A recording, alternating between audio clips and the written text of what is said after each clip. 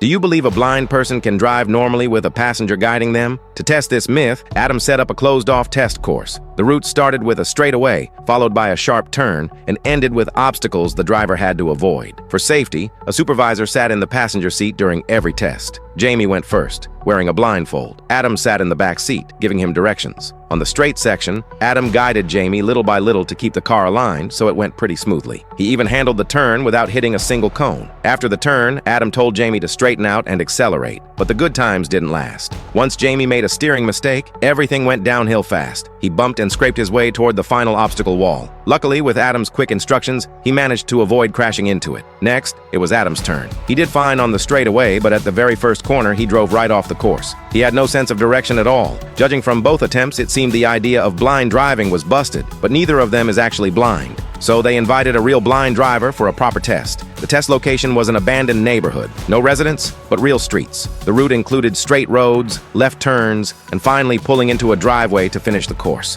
So how would it go? Once everything was ready, Jamie began guiding the blind driver forward. On the straight road, he drove surprisingly well. Nothing like what you'd expect from a blind driver. Then Jamie instructed him to make a 90-degree right turn, and he handled it with ease. After the turn, he slowly picked up speed, eventually exceeding 30 miles per hour, and navigated around obstacles without trouble. With Jamie's guidance, the blind driver reached the final destination. He just had to park the car in the driveway to complete the challenge, and he actually parked perfectly. The test proved that with clear passenger guidance, a blind person can operate a car successfully. But this was under controlled conditions. Out on real streets, the outcome would almost certainly be very different.